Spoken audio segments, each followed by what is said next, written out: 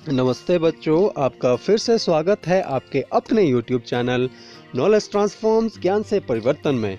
तो आज हमने पिछले 4 भागों में जो हुदहुद पक्षी के बारे में पढ़ा और उसके बारे में जानकारी ली, तो हम उसी पाठ को आज पूरी तरह से कुछ उसके मुख्य बिंदु को दोहराने जा रहे हैं।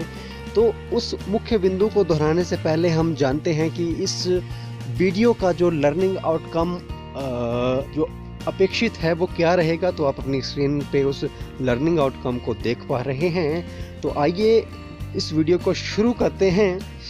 तो हुदहुद को कलगी किस तरह से मिली? हुदहुद को कलगी किस तरह से मिली? तो जब एक बार बादशाह सुलेमान अपने उड़न खटोले में बैठकर कहीं जा रहे थे तो एक बड़ी गर्मी थी। धूप से वो परेशान हो रहे थे। आकाश में उड़ने वाले गिद्धों से उन्होंने कहा कि अपने पंखों से तुम लोग मेरे सिर पर छाया कर दो, पर गिद्धों ने ऐसा करने से मना कर दिया। उन्होंने बहाना बनाते हुए कहा कि हम तो इतने छोटे छोटे हैं, हमारी गर्दन पर पंख भी नहीं है, हम छाया कैसे कर सकते हैं। सुलेमान आगे बढ़ गए। कुछ दूर जाने पर उनकी भेंट हुदहुदों के मुखिया से हुई। सुलेमान ने उससे भी मदद मांगी। वह चतुर था। उसने फौरन अपने दल के सभी हुदहुदों को इकट्ठा करके बादशाह सुलेमान के ऊपर छाया कर दी। सुलेमान बोले, मैंने गिद्धों से भी मदद मांगी थी, वे मेरी मदद कर सकते थे पर उन्होंने मेरी मदद नहीं की। तुम गिद्धों से छोटे हो पर चतुर अधिक हो, तुमने सबने मिलकर मेरी सहायता की है। मैं तुमसे बहुत प्रसन्न हूँ। मैं तुम्हारी कोई इच्छा पूरी करूँगा। बताओ तुम्हारी क्या इच्छा है? मुखिया ने कहा, महाराज, मैं अपने साथियों से सलाह करने के बाद अपनी इच्छा बताऊंगा। मुखिया ने साथियों से सलाह करने के बाद कहा, महाराज, ये वरदान दीजिए कि हमारे सिर पर आज से सोने की कलगी निकल आए। जो सोने की कलगी है वे निकल आए। बादशाह हंसे और बोले, मुखिया, इसका फल क्या होगा, यह तुमने सोच लिया है? मुखिया बोला, हाँ महाराज, मैंने खूब परामर्श करके यह वर मांगा है। सुलेमान ने प्रार्थना स्वीकार कर ली। सभी हुदहुदों के सिर पर सोने की कलगी निकल आई। लोगों ने सोने की कलगी को देखा तो वे हुदहुदों के पीछे पड़ गए। तीर से उन्हें मार मार कर सोना इकट्ठा करने लगे। हुदहुदों का वंश समाप्त होने पर आ गया।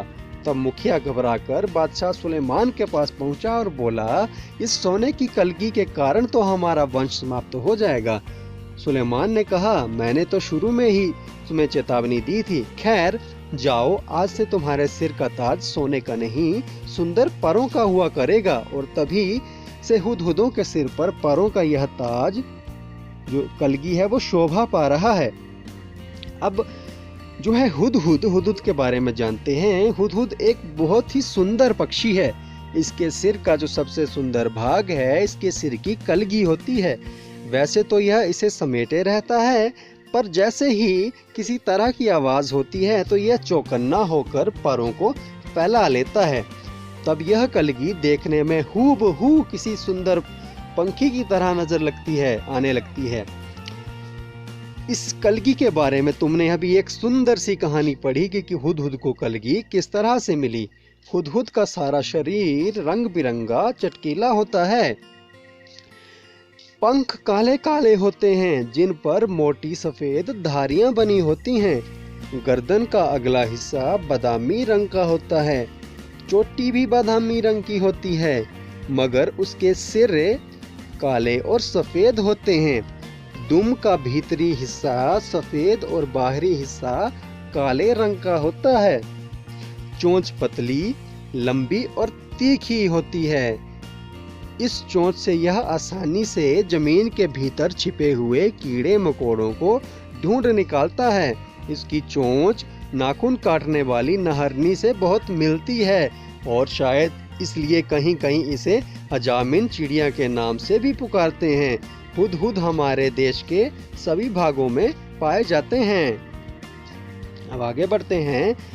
तुमने इसे अपने घर के आसपास अपनी तीखी चोंच से जमीन खोदते हुए अवश्य देखा होगा।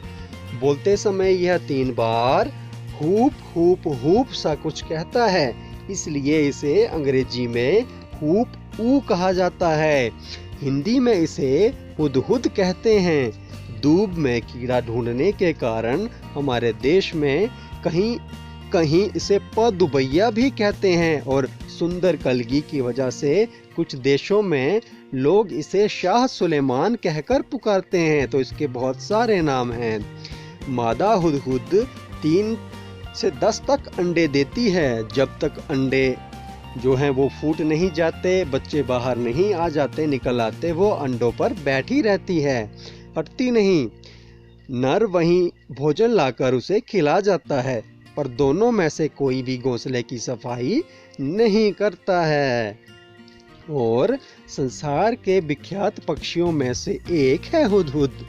यह अपनी सुंदरता के लिए तो मशहूर है ही है, पर इसे पालतू नहीं बनाया जा सकता और ना ही इसकी बोली में मिठास है।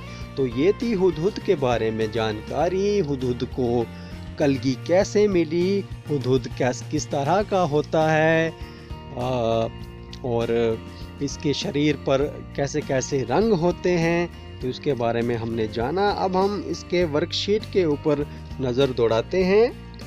तो आप इस वर्कशीट को पाठ 13 के पृष्ठ 106 से लेके 109 को पढ़कर भी हल कर सकते हैं। शायद हाँ, इस पेज को पढ़कर भी कर सकते हैं।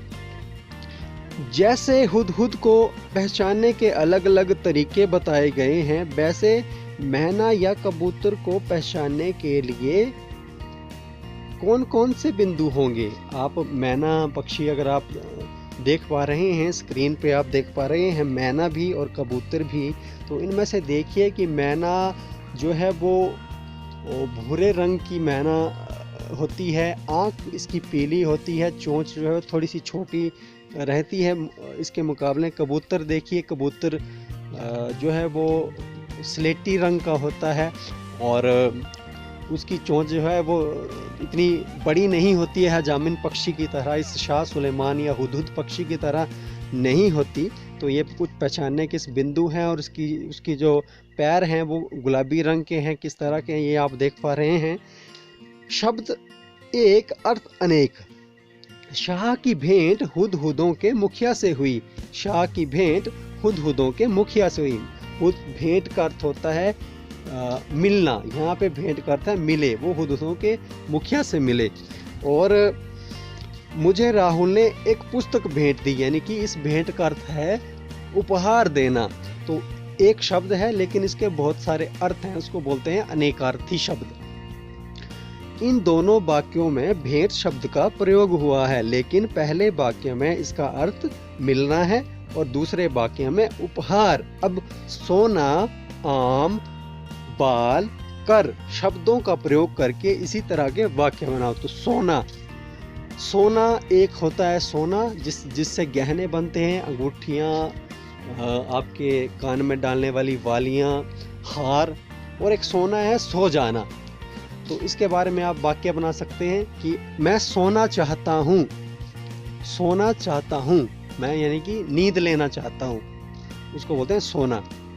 आम होता है एक आम आदमी जो आम है, और एक होता है आम फल।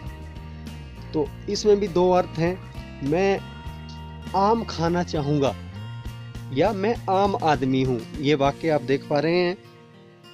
अच्छा, बाल एक होता है सिर का बाल, दूसरा होता है बच्चा। और कर होता है करना, कोई चीज करना, और एक कर होता है हाथ।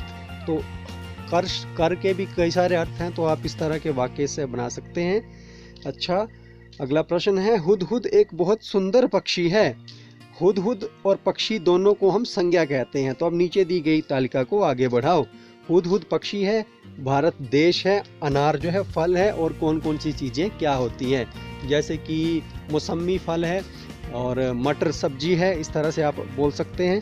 तो ये इस वीडियो में हमने जाना इस पाठ का संपूर्ण सार, और साथ ही साथ हमने वर्कशीट को भी हल किया। वर्कशीट में हमने हुदहुद के अलावा अन्य पक्षियों को पहचानने के बिंदु जाने, और बाद में अनेकार्थी शब्द जाने, और फिर बाद में संज्ञा के बारे में जाना। तो इस वीडियो में इतना ही, मिलते हैं अन्य वीडियो में, तब तक के लिए जय हिंद, जय भारत।